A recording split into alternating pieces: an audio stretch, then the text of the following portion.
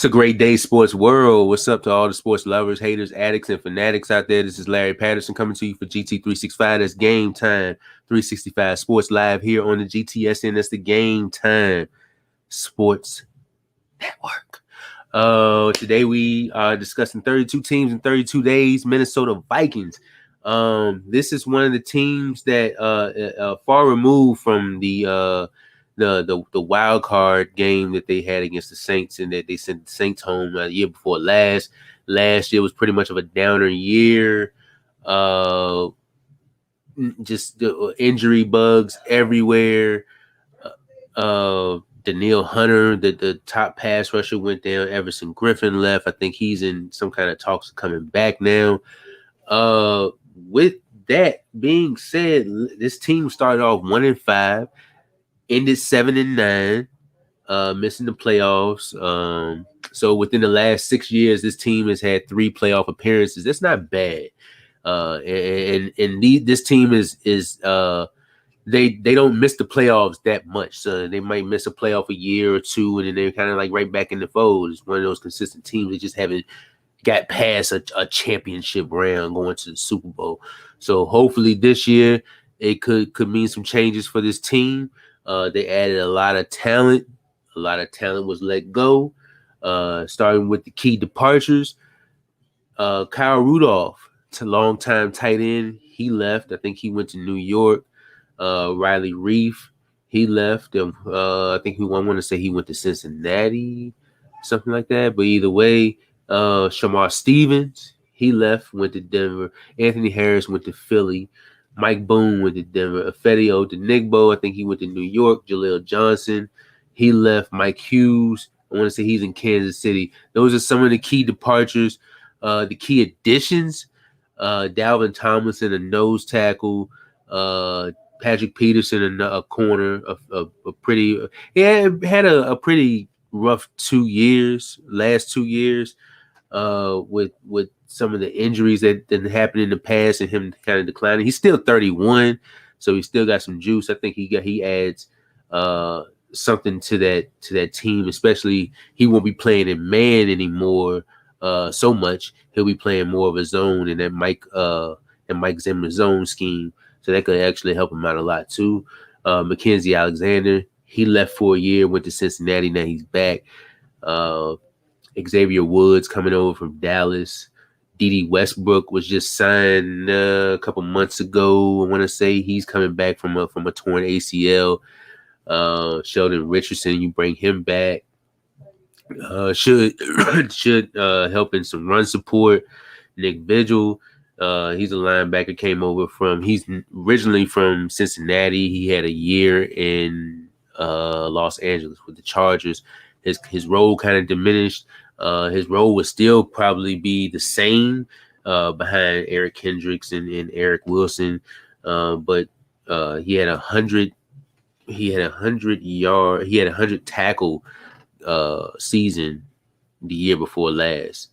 I want to say multiple seasons before last. He spent 4 seasons in Cincinnati. So, and then you bring in Bashad Breeland, cornerback, Super Bowl winning cornerback from the Kansas City Chiefs. To add some depth, add some experience to that secondary in a secondary and a defense that was pretty bad last year. That defense, speaking of that defense, ranked 25th in the pass, and then ranked 27th against the run.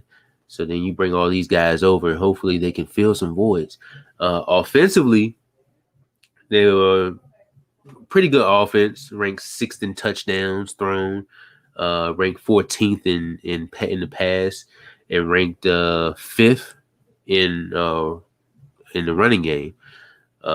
So with Kirk Cousins throwing 4,265 yards, completing 67% of his passes, 35 touchdowns, 13 interceptions is a little too much. But when you got a line that is not really all that, let's just say not top 10, things are going to happen like that. But nevertheless, I mean, good numbers. In the run game, Dalvin Cook, over 1,500 yards, 1,557 yards. 1,557 in the yardage, 16 touchdowns. He also had 54 targets for 44 receptions, 361 yards, and a touchdown to add to that. He's going to get better and better every year, as long as he doesn't stay hurt, because he got an injury of that. In the receiving department, Adam Thielen had 108 targets, 74 catches, 925 yards, and 14 touchdowns. Just a little bit shy of 1,000, but he'll be back there again. Justin Jefferson, this is the one that took the cake right here, because Olabisi Johnson was the starter in week 1 and 2 for the Vikings team. And I forget what his numbers was in that game, in those 2 games anyway. But Justin Jefferson, he didn't start the first 2 games of the season.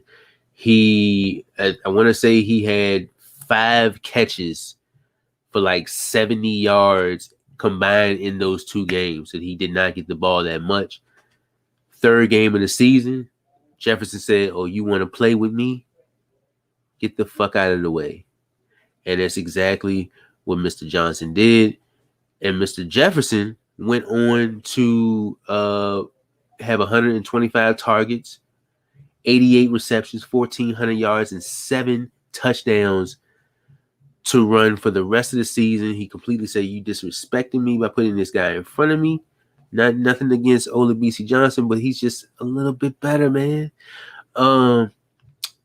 Jefferson also broke the rookie receiving record. He passed Randy Moss. He passed Anquan Bolden, who had, I want to say, 1,300 yards. My man surpassed him at 1,400 yards. Will he surpass 1,400 yards this year, or whether it be the same, whether it be below that? That remains to be seen. But that was remarkable, seeing what he did last year. Another player that I'm going to be looking at this season very closely is 3rd-year tight end Irv Smith, who had his first two seasons of his career. He's had receiving yards for over 300 yards. Last year was his highest, of course, 43 targets, 30 catches, 365 yards, and he had 5 touchdowns. I think this season is going to be a real breakout year for Irv Smith, being that Kyle Rudolph, the main guy, is gone now. Irv Smith will go ahead and slide on in. So those are some of those guys from the offensive side of the ball that made that team what it was, and still can make this team very, very dangerous. Speaking of that offensive side of the ball, let's go over the offense. Offensively, we mentioned Kirk Cousins. He going into his 10th season. He had a career high in touchdowns last year, throwing 33. Any year before that, he didn't. Jake Browning coming over in year 2. Kellen Mond, a rookie who kind of struggled in his first preseason game. Didn't get a chance to see what he did in his second preseason game, but he could be the successor behind Kirk Cousins, depending on how Kirk Cousins does between this year and next year and whatever. Danny Etling, I think they got him from over in Seattle, and Nate Stanley going into his 7th year. At the running back position, you got Dalvin Cook going to year number 5.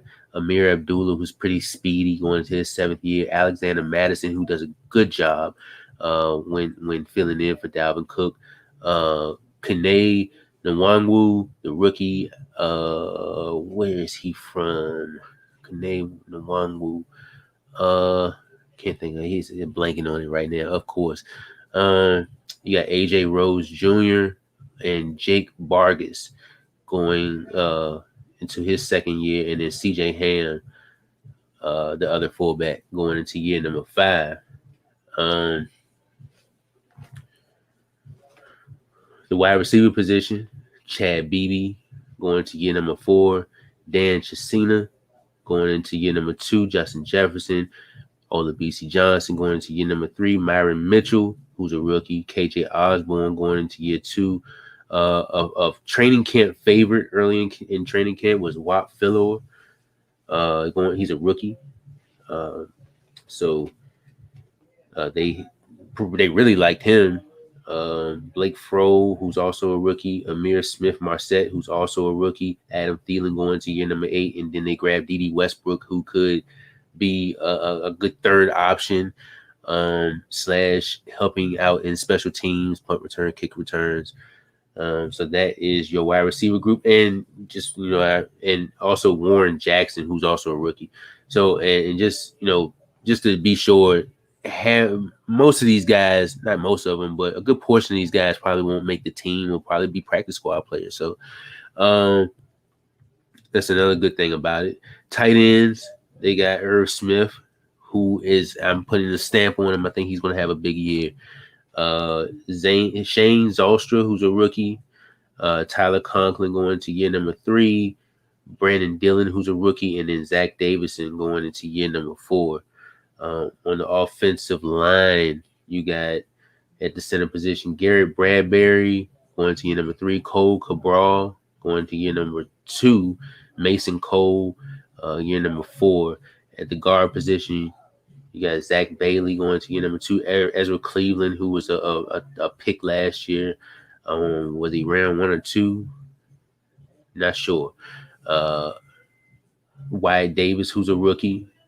Dakota Dozier, Kyle Hinton going into year number 2. Drew Samia going into year number 3. And at the tackle spot, you got Blake Brandel, Rashad Hill going to year number 6. Brian O'Neill, Oliuta, Christian Darrisaw, who's been having some kind of injury issues, and Evan Kaiserjack, he's a rookie. And if I said your name wrong, I apologize, but I did look it up, and I blanked on it. But I think it's Kaisercheck. That's what his name is, Evan Kaisercheck, who's a rookie. So that is your Minnesota offense. The defensive side of the ball, the defensive line going defensive ends. Jalen Holmes going to year number 4. Danielle Hunter's back after missing all of last season. Danielle Hunter, 2 years straight of 14.5 sacks in 2018, 2019. 2020, he didn't play with the injury situation. They bought in Yannick Ngakoue last year. They made a trade for him, hoping that whole pass rush could kind of, be a little effective now that you didn't have Everson Griffin over there on the other side. And then just so happened Danielle Hunter was injured. So scratch that plan. And then they end up trading away Yannick Ngakoue to get a couple more picks. So that experiment didn't work. But now he's back. Patrick Jones II, who's a rookie. Hercules Matuafu going to year number 4. Janaris Robinson, who's a rookie. Stephen Weatherly coming over from Carolina. Kenny Wilkes going into year number 2. And DJ Wonnum, who I feel real good about. Kind of blossomed a little late in the season last year. But I think I see good things out of him, especially in run support. DeAndre Johnson, who's a rookie. James Lynch. Michael Pierce is back from after missing the season due to opting out for the COVID.